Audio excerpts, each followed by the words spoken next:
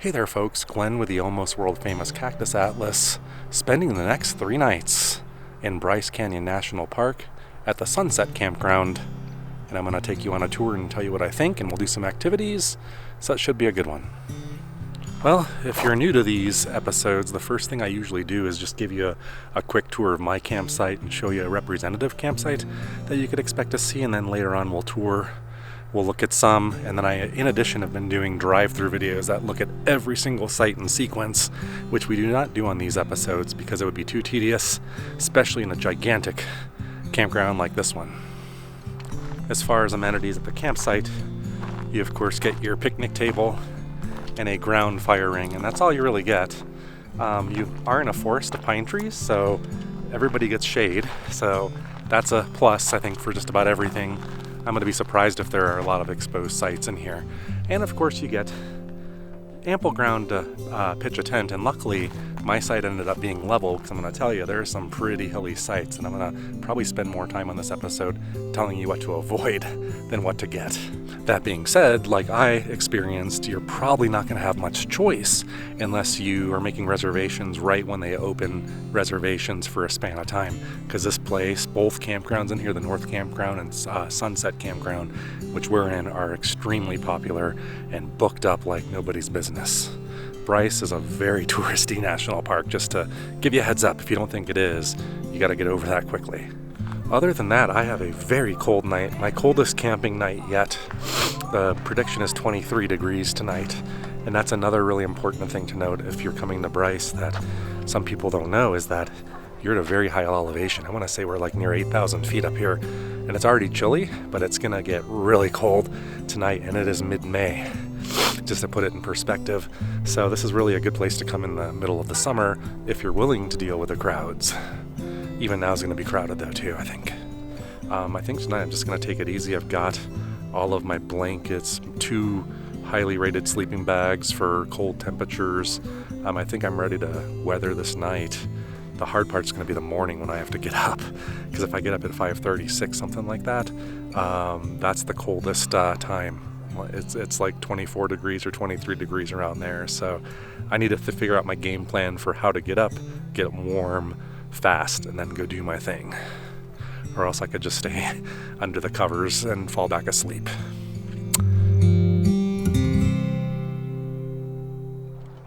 It is the next morning from here at Sunset Campground in Bryce Canyon, and the tent still stands as I knew it would. It wasn't windy at all here. It's very calm. First sound of wind I've heard way up in the top of the trees, but not windy down here. Main thing to contend with is the cold. It's comfortable right now, but it got, I think, down to 23 degrees last night in mid-May.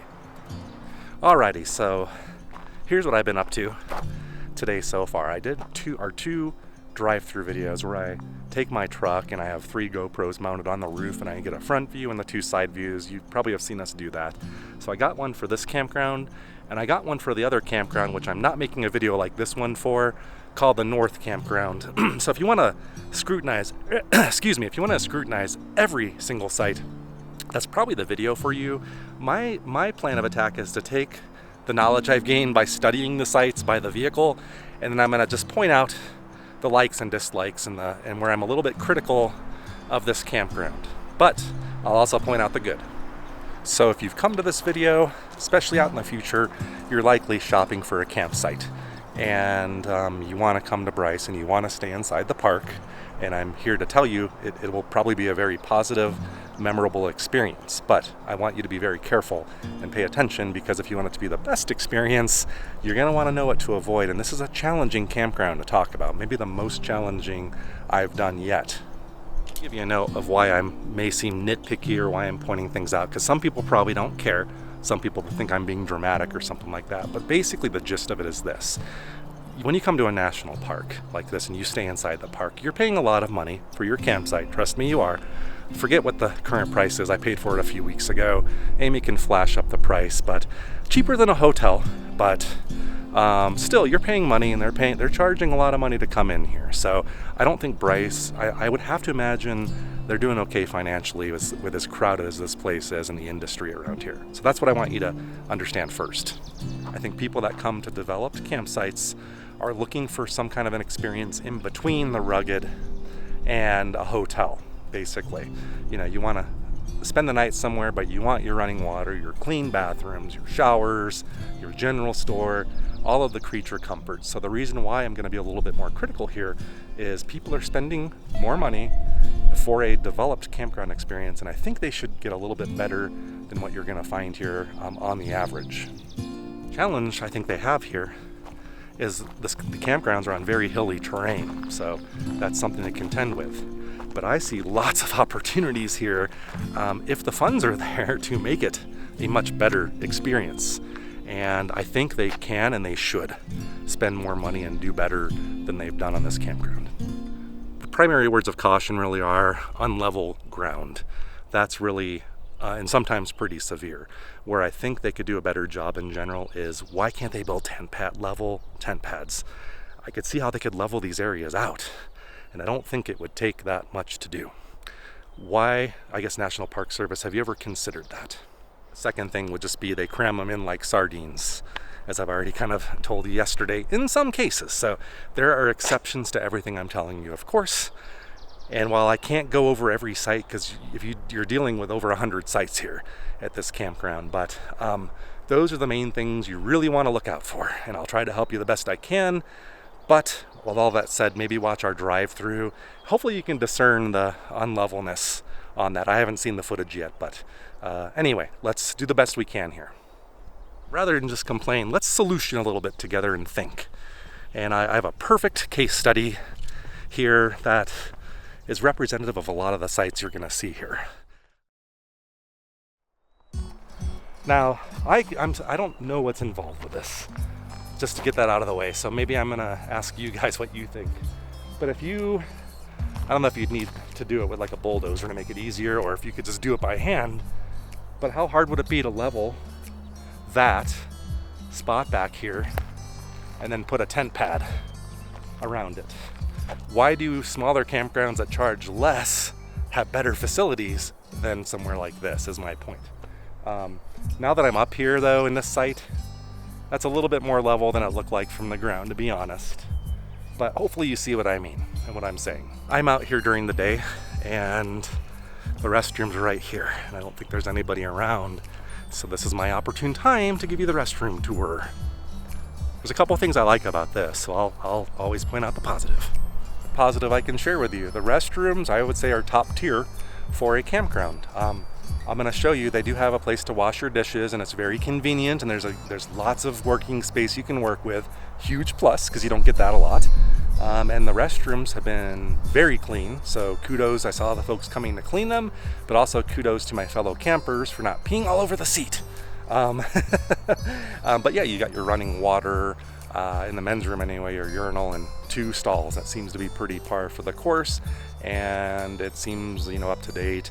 Everything seems nice and clean, and the best thing of all is that place is heated nicely. So I had to make a trip in the middle of the night where it was like in the 20s, and it is, if you were in a survival situation and needed to warm up, restrooms might be your place.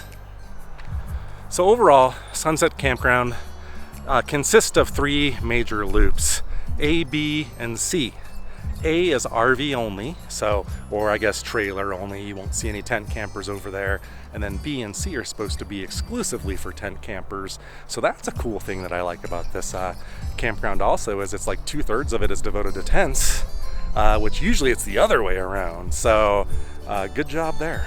If you know where to look, you can find the good sites, like Site 262 on my loop, Loop B, at Sunset Campground. And this one is what I'm talking about. I'll take this one. Now this one's occupied, but 264, another okay one. Pretty flat ground, not close to the neighbor over there. Good site, I would recommend it. 266, 267, good privacy, but now we're getting into the hilly stuff again. And here's where it drives me nuts. Right there. How hard, even with a shovel, how hard would that be to level that out? I'm going to show on this B loop my neighborhood. My hood is Site 270. This one's okay. This one's pretty flat. Not perfectly level if you got your level out. but I would say about as level as my site, and my site's fine. So 270, I could approve this one for a tent camper, and you're kind of close there, but not as close as others. So this one's decent. 270. It's an interesting one. Site 252, I just noticed this one has a giant tent pad. Only tent pad I've seen so far, so proof that it can be done. And that's like a corner site, so you're gonna get a lot of traffic, but still not bad for privacy. In order to make these better, I do wanna solicit your opinions. Do you think I'm being overly critical? Or do you think it's helpful to be critical and point those things out? So the drill is, leave us a comment, and then I'll know how to make these better in the future. So before I go any further, I want to address one thing, and the question maybe that some might be asking, well, this guy's not going so easy on this campground. Hopefully you see I'm being fair. Is it worth even staying here? And I would say undeniably yes, because Bryce Canyon is one of the most amazing places on this earth to see, and there's no better way to do it than staying inside the park. I would even argue if you had to get a hill with a slant on it, I personally would, mainly because Bryce Canyon, and this is important to have this expectation, is probably among the busiest national parks I've ever been to. The most people, the most traffic, and for some that might be frustrating. So as long as you come here with that expectation in advance, you're gonna do fine. The thing about staying in this campground though is that there's a trail, for example, that goes to a place called Sunset Point. We're in Sunset Campground, but basically up on the rim of Bryce Canyon where you look down into all the cool stuff, there's a small like circle parking lot there. And that thing is, I've never not seen it full unless you get here before dawn, which I have. And you have to wait for a spot, and they have like rangers working, helping to guide traffic. But it's a mess. It's an absolute mess just of people. And not a complaint. This place is worth the crowds, I think. But staying here in the campground, well, guess what? I don't have to deal with the parking. I could just walk a trail and get to where I want to go. And we're going to do that, actually. That's part of this adventure. But I wanted to interject that there's a lot of value in staying inside the park in this region. So let's at least get the tent camping B&C loops done. Then maybe an activity to break up the business.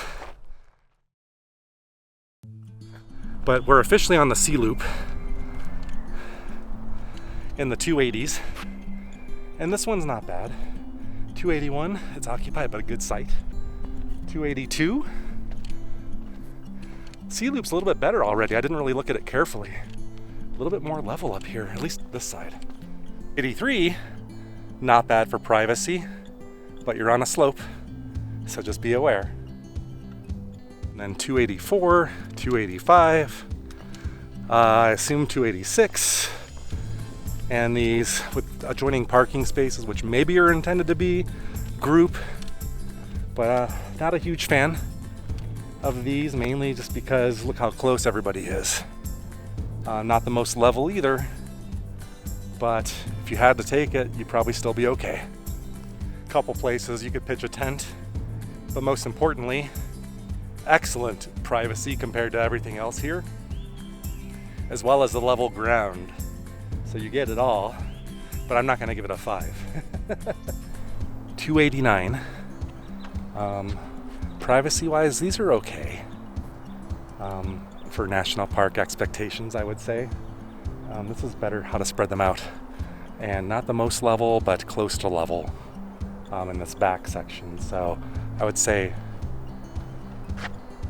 like 280s through the low 90s are pretty comparable looking from this perspective, but because there's folks back there, I don't want to make people feel like I'm invading their privacy. So I think you have a good idea though. I think at this point, along with our drive-through footage, hopefully you can make a good informed decision. All right, we definitely went out of order today, but we're going now with Loop A, the first of the loops when you first come in, which is RV only.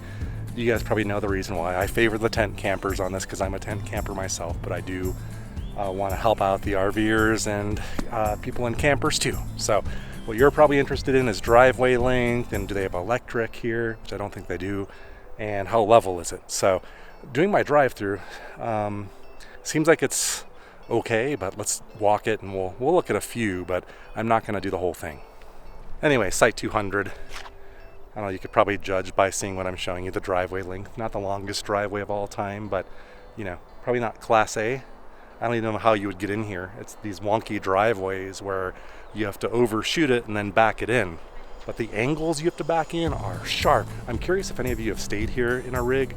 Did you find that a problem? You know, it's hard for me to say for sure because I don't drive a camper or anything, but it reminds me of what I'm dealing with my pickup truck, and it looks like a pretty sharp, you know, get in there and really turn in there sharp.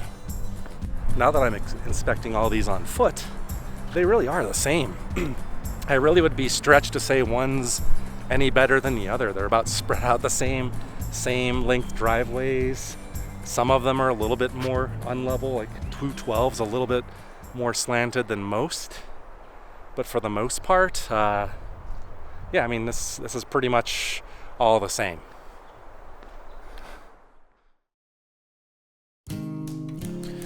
Now that we've gotten a pretty good look at the campground, I want to show you one of the benefits of staying here, one of the positives, and that's basically you're within walking distance of the views of Bryce Canyon. We're gonna go check it out right now. The best part of the video, I think. And by the way, I'm gonna give you another tip. If you're not staying in the park, they'll give you the same tip too. Maybe you're staying at Ruby's Inn. We made a video about that for tent campers years ago, by the way. You're better off utilizing the Bryce Canyon shuttles. That way you don't have to finagle with the driving in here. They run regularly, they're really easy. There's one right across from Ruby's and all those places in Bryce Canyon City. And just avoid driving in here if you can. This is many hours later from when I drove through here. Nothing's changed.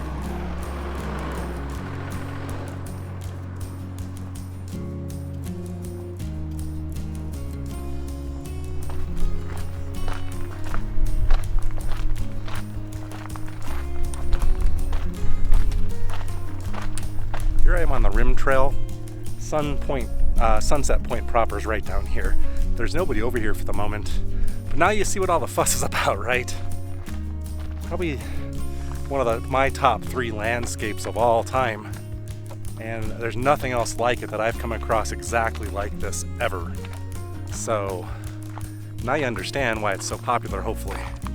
If you're capable and you come to Bryce, I mean, you must hike down there. It's unlike anything you've ever experienced ever. Hopefully you can see why. Like, you literally get down in the hoodoos and all the nooks and crannies down there. It's amazing. Now I kind of want to go, but I'm on a time schedule. But anyway, let's walk down towards Sunset Point and I'll give you some other views of this. This here is what's known as the Bryce Canyon Amphitheater. This whole section, it's actually kind of small as national parks go, acreage-wise, but they pack a lot into a small space.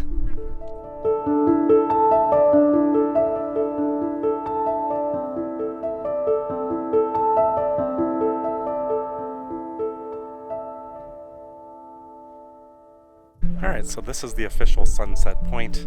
One thing that I've never seen before, because I always have taken Wall Street, which is closed right now, the trail to come back up from Queen's Garden, is the Navajo Loop, which one of the ones I have not done. And that's, I think, Thor's hammer. I've never seen it. It looks like a hammer, but kind of hard to see from here in this lighting. Better enjoyed from down there, I bet. This is the first time I've really ever enjoyed the rim. I've only hiked here really, and I've only been up here to get off the trails, you know, after going down there.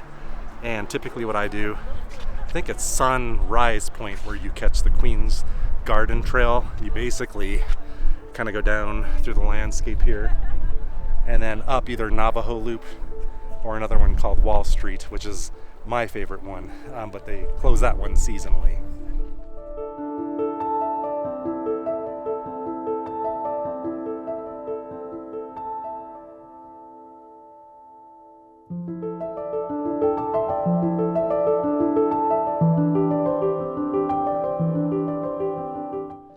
And there you have it. I mean, I could spend a lot more time. There's a lot more rim to walk, but I just wanted to give you a sample because the main point is you're supposed to come out here and see it for yourself.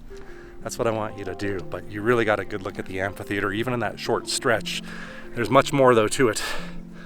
That goes down that way as well as back up. I think you can even drive and there are some points up on the far side that I've never even seen, and if I have time I might check that out, but I have an itinerary I have to follow, so I didn't plan any major excursions. But once again, watch our videos. We have one on something called the Figure 8 combo loop, which combines the Queen Gardens loop with another loop, and then I just did straight up Queen's Garden Wall Street. Probably some of the most popular hikes in the park. So if you really want to see that, I didn't want to make another one this soon after I've been, so do check those out. Well, there's really only one more piece of official business here that I want to get done for my own needs and yours, and that they have a general store here on the premises, and it should be open now, I think. They do have showers there, as well as food, and I assume supplies, camping supplies and stuff.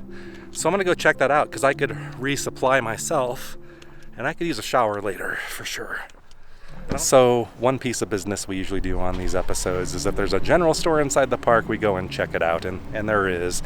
I would say this general store is very nice. It's, it's got beer and alcohol, if that's your thing, snacks, and even frozen food, some gifts, pretty par for the course, I would say, for National Park general stores. A nice one. Thumbs up. No complaints about the inside, but I do have one complaint about the showers.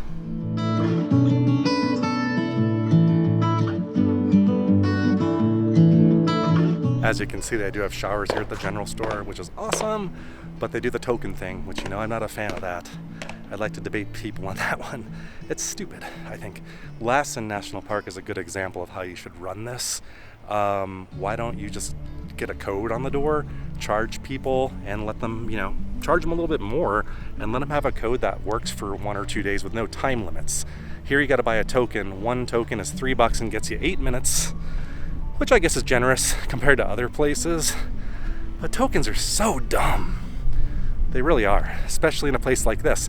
And they close it at 7:45 p.m., which is another thing that sucks. There shouldn't be a time limit on it.